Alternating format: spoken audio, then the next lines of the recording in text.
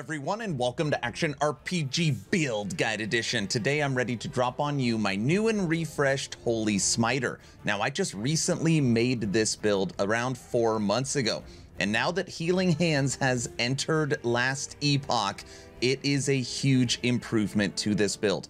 Not only are you manually casting Smite, you are also manually casting Storm Bolts that have been remade, and you are manually casting Healing Hands, all through one click of Smite. The build feels so much better.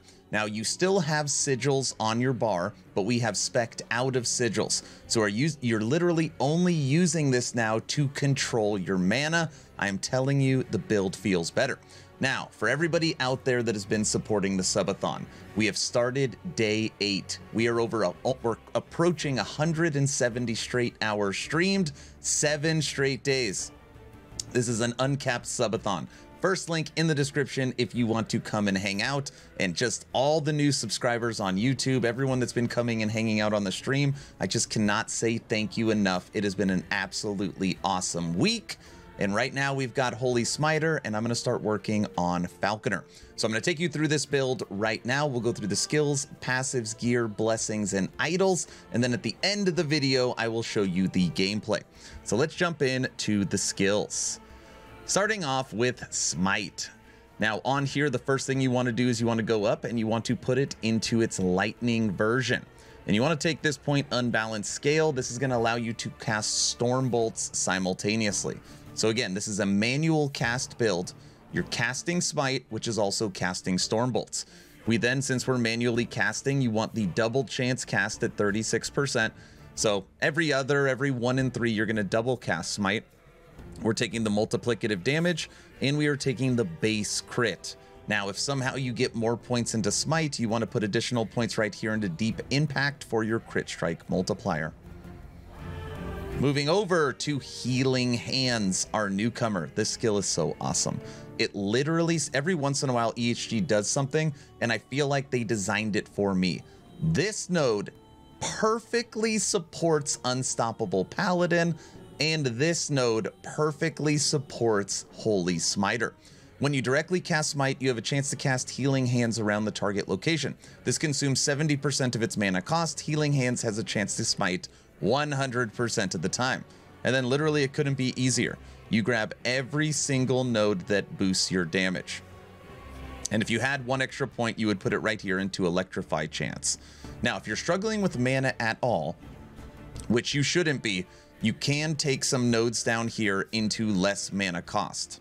I did not struggle with this, but if you do, the option is there. Moving over to Holy Aura. Now, Holy Aura, I've switched up a little bit for this build, a little refresh, because the game is honestly just a whole lot harder. 200, 300 corruption now. Feels like 500-600 corruption previously. So what I did is I pulled some points out of the right, and we have gone into elemental resistance, endurance, and we've gone into block effectiveness and health on block, just to give you a little bit more survivability, because damage for this build, it doesn't suffer at all. So we went this route. Moving over to Volatile Reversal. This is unchanged. It's one of my favorite skills in the game. Enemies are going to take 30% more damage. You are going to attack quicker, and you're going to get boosted movement speed. But more importantly, this is what I like to call a skill. Like, it truly requires skill to use correctly. Not only does it do all that good stuff, but you can also use it for repositioning. Small example, you can lunge to a target, fight, click Volatile Reversal, bounce back out, and then lunge again. It gives you great positioning. Moving over to Lunge. Same as always, this is going to auto-trigger Smite 100% of the time. You're going to give Frailty to enemies. You're going to recover life. You're going to get a kill threshold, and you're going to have 2 charges. Gotta have it for it. Those are the 5 skills. Moving over to the passives. Passives got a little bit of a refresh, but for the most part, they are the same. We're taking Juggernaut, Armor Clad, Valiant Charge, Time and Faith. Now again, for this build, you have to manage your mana. It's this. So with the Devotion Amulet, you want as much maximum mana as possible with the little amount in your reserve. That's how you're going to boost your damage. So you really need to find this balancing act on gear, passives, and skills on how you get enough regen where you can stay in the fight, but enough spenders that you're bringing it low. You'll see it when you see the gameplay, what I do. Forge Guard, 11 points in, physical resistance on hit, armor, and take the 2% block chance. Void Knight, 21 points in, health resistances, increased damage on kill, and crit multiplier. And then 61 points, conviction, defiance, honor. This build requires a shield. People ask me all the time, why do you use a shield as a spell caster? It's because of these Paladin nodes right here. You have additional spell damage when you have a shield equipped, base 30.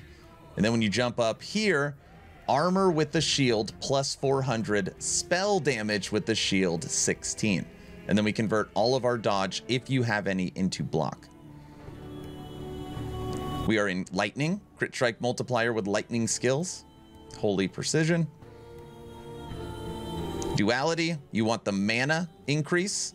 And then at the end, you have 3 points left over. So you actually have 3 points to play with. I just threw it back here. Healing Hands is fire. Smite and Stormbolt are lightning, and a little bit of movement speed. So you're using all of it. But those 3 points you can put wherever you want. Moving over to the blessings. We are using spell damage leech to health. Mana, of course, the main blessing you want. Crit avoidance for survivability. Armor. And physical resistance. Armor's a new one. Normally here I have endurance, but I didn't have any problem getting endurance in game, so I switched this to armor. Moving over to gear, there's only a singular item that is required for this build, and I do say it is required, and that is the Devotion Amulet. And this is a common drop, should be very easy to get. 1% increase cast speed with smite per 2% missing mana. 1% spell damage with smite per 5 missing mana. So this is why you want the highest possible maximum mana, but the lowest possible reserve. It also gives lightning damage, lightning penetration, endurance, and healing effectiveness, and the implicit gives you some resistances. The other item we are using is I really like the Cradle of the Erased Shield. Now, you can use any shield you want. I recommend this one, and this one's obviously very easy to find because you're going to get +2 block effectiveness per your total uncapped resistances. So take as much resistances as you can because it's going to give you a ton of block. A ton, like right here, my block effectiveness on this build is 2600. And by the way, when it comes to sustain, maxed resistances, 3500 life, you have spell leech, you have endurance, endurance threshold, crit avoidance, almost 6000 armor, and block chance with block effectiveness. You're a very tanky holy smiter. The other unique we are using is Storm Carved Testament. This just works perfectly with lightning. You're going to get a huge boost to your lightning penetration, lightning damage. You're going to get more resistances. You're going to get more mana. You're going to get attunement, and you will cast a Storm Totem. So the Storm Totem at bare minimum won't be doing a ton of damage, but at least it'll be hitting enemies, penetrating enemies. Now, going through the other gear. Helmet, mana, health, armor. Mana, health, armor. Lightning, mana regen, health. Attunement, movement speed, armor, health. Mana, cast speed, health, poison resistance. Sapphire Ring, we are using attunement and spell. Sapphire Ring, we are using attunement and spell. Now, for this build, I used to tell you to take as much lightning damage as you can. Now you want to take as much spell damage as you can. Since Healing Hands is fire, if you take lightning, you're not going to be supporting Healing Hands, where spell damage will support everything. Lightning damage only supports 2, spell damage will support everything. Lastly is our wand. You definitely want a crystal wand because this is going to give you mana with it. Cast speed, spell damage, shock, and chill. Now, I just want to reiterate this point one more time.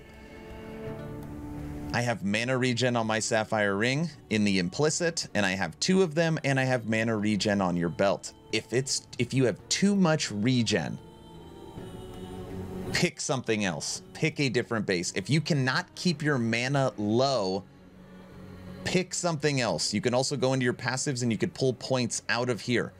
Use Time and Faith, because this is going to be your mana leech on there. You got to keep your mana low but positive. All right. Last but not least, our blessings. Couldn't be easier. You want damage to smite with health on all of them, and then as many life, double life idols as you could find. Idols, smite, and health. So that's the build. You saw the blessings, you saw the idols, you saw the gear, you saw the passives, you saw the skills, and it's feeling really, really good. Advanced build planner and loot filter is going to be in the description, and I'm going to play some gameplay for you now. Don't forget, first link in the description if you want to come hang out by the subathon. We still have 2 days left on the timer, and again, this is uncapped, so we'll see how long it goes for. 2 asks at the end of the video. Ask number 1, I'm hoping today is the day I have earned your subscription. I'm hoping today is the day you make the decision to push that little red button. I would really appreciate it, but of course, only if you think I've earned it, and if I haven't earned it, I'm gonna work harder for you. Ask number 2, check out my Patreon. People ask all the time, what's the best way to support? And Patreon is it. You get the most added benefits. You get access to the VIP lounge. You get access to stream audio and video. You get access to game night. Game night's my favorite. It is the second link in the description. I'm done. Enjoy some gameplay. Hopefully you were entertained or at least learned something. Aaron, out.